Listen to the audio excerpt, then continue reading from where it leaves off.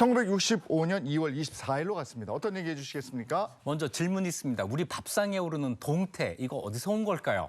그 수입산 아닙니까 요즘에? 노량진 수산시장 아닙니까? 맞습니다. 네, 사실 우리 밥상에 오르는 동태를 비롯해서 오징어, 갈치 그리고 참치 같은 생선들을 우리 맛있게 먹지만 정작 이거 어디에서 어떻게 잡아왔는지 모르는 경우가 많죠. 이 생선들에는 수입한 것도 많지만 우리나라 원양어선이 먼 바다에 나가서 잡아오는 경우도 많습니다. 그런데 1965년 2월 24일은 바로 우리나라 원양어선단 결단식이 있었던 날입니다.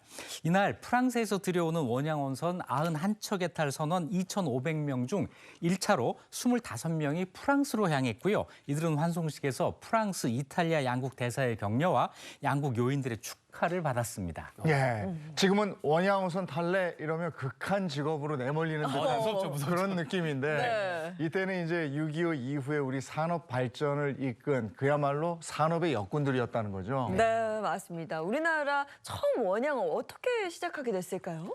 네, 우리나라 원양업 지금 세계 최고 수준을 유지하고 있는데요. 자, 최초의 원양어선 진화모가 1957년 6월 29일 부산항을 출항한 것으로 시작이 됐습니다. 목적지는 인도양이었어요. 당시 일본어로 마구로, 영어로는 튜나, 우리말로는 다랑어죠. 이 참치를 잡기 위한 첫 항해였는데요. 그 당시는 참치를 직접 본 적도 없는 시절이었어요. 그때 27명의 선원들이 남쪽으로 향해라. 지남이라는 뜻이죠. 이런 뜻으로 이승만 당시 대통령이 지어준 이 진화모에 몸을 실었습니다. 이름이. 아니 근데 한국 최초의 원양어선 어업이잖아요.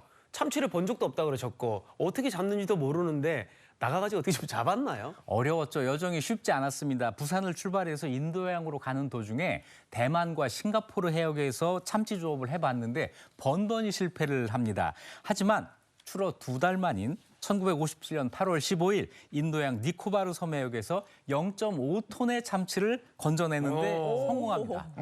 그리고 그해 10월 11일 부산항으로 돌아오는데 10톤가량의 참치가 실려 있었습니다. 진화모는 이듬해 해도 또 출항해서 남태평양 사모아 해역에서 1년 3개월 동안 조업하면서 약 150톤의 참치를 건져 올렸습니다. 아니 이때 진화모에 몸을 실은 선원 중에서 지금 동땡 참치 여기 동땡 참치의 창업주가 타고 있었답니다. 네, 동땡 그룹.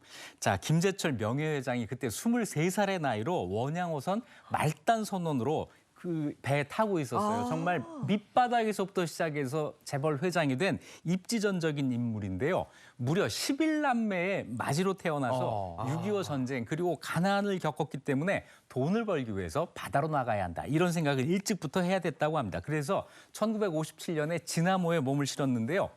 이때 각서를 썼다고 해요. 이 각서 내용 중에 이런 문장이 있습니다. 1년간 무보수, 사망 시 책임 지. 뭐야 이게? 네, 너무 가혹한 각서예요. 자, 이렇게 쓰고 그 배를 타서 이 고된 일이 끝나고 꼭 어학 공부하고 물고기 공부하고 이러면서 실력을 키워나갔습니다. 그래서 당시로서는 보기 드문 인재가 되는데 영어로 된 항로를 볼 수 있는 유일한 인재가 됐다는 거죠. 1년 뒤에 정식 사원이 돼서 1등 항해사가 됐고 25살에 선장이 됩니다. 야, 자, 이런 상황에서도 참치 배를 갈라서 참치가 뭘 잘 먹는지 이걸 연구했다고 해요. 그러다가 우연한 기회에 귀인을 만나서 사업을 시작했고 지금의 동땡그룹을 만든 거죠.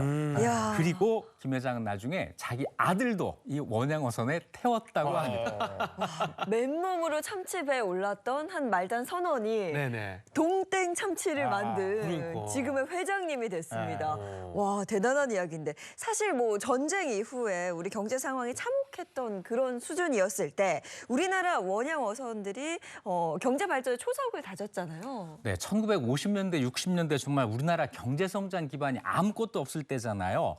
외교 관계조차 수립되지 않은 나라까지 진출해 가면서 5대양을 누렸습니다. 우리 국민의 먹거리 제공 물론이고 귀중한 외화벌이를 하게 되는데요. 원양 산업 역군들이 벌어들인 외화는 진화모 시험 조업 이후 1958년부터 1979년까지 21년 동안 20억 달러에 달합니다. 그 당시 한국 광부, 간호사들이 독일에 가서 굉장히 많은 외화를 벌어들였는데 이것에 비해서 20배가 많은 액수였어요. 그러네. 원양 어획물 수출이 당시 우리나라 총 수출액의 5%에 달한 적도 있었습니다. 예. 금액 면에서도 정말 기여가 엄청났고요. 이건 또 해외 자원을 바탕으로 한 거기 때문에 소위 외화 가득률이라는 게 있는데 이게 100%입니다. 우리 돈 하나도 안 들이고 외화를 벌어들인다는 거죠. 그 당시 1달러도 소중했던 그 상황에서 1960년대 한국 경제 발전에 큰 역할을 해요. 1970년대까지도 그랬고요.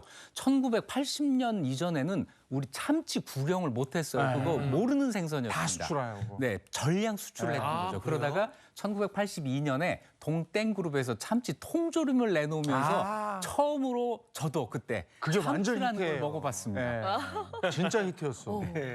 놀랐을 것 같긴 해요. 어디- 처음 보는 맛. 어디 먹어보는 NT 맛. 가고 뭐 이러면 네. 그런 거 가져가면 진짜 그 당시에 기가 고기 막혀. 덩어리 단백질을 공급할 그게 없었으니까 더더욱 그랬을 것 같은데 그 당시에 우리가 보릿고개 그런 얘기 했었잖아요. 그 정도로 먹을 게 없었는데 이렇게 또 멀리 바다에 나가가지고 다양한 해산물들을 잡아오니까 우리들 가족들 그 식탁이 굉장히 풍성해졌을 것 같긴 해요. 네, 이 원양어업으로 잡은 참치를 비롯해서 명태, 오징어, 꽁치, 민어 이 우리 국민들이 선호하는 대중적인 생선들이죠. 우리 식탁을 더욱 풍성하게 해줬고요.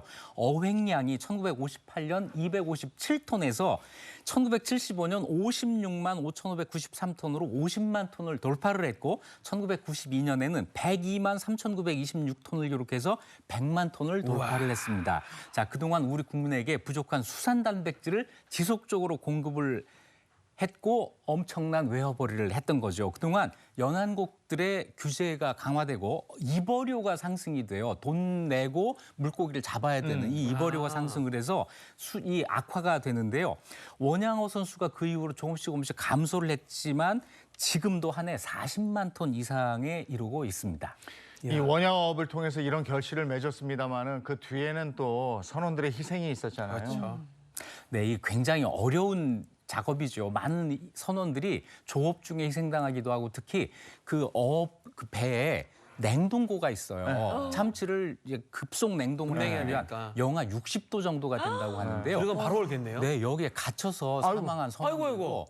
적지 않습니다. 자, 이래서 망망대해에서 순직한 원양 선원들이 많은데 해외 어장에서 조업을 하다가 순직한 분들을 위해서 그 바깥에 선원 묘지를 만들어요. 스페인의 라스팔마스를 비롯해서 페네리페, 사모아, 수리남, 타히티, 피지, 앙골라, 세네갈 이런 여러 곳에 묘지가 있습니다. 한국원양산업협회는 지난 2002년부터 정부 예산 지원받아서 해외 산재한 원양 선원 묘지의 발굴, 정비, 보수 작업을 해서 관리를 하고 있습니다. 자, 이렇게 5대양을 누비면서 눈부신 한강의 기적을 만드는 데 일조한 우리나라 원양어선. 우리 식탁에 오르는 해산물을 볼 때마다 그분들의 노력을 한 번쯤 생각해 보는 것도 좋겠습니다. 그러네요. 오늘도 참치 드실 때 그 선원들의 노고도 생각하고 네. 그렇게 해야 되겠습니다. 다음 역사로 가보겠습니다.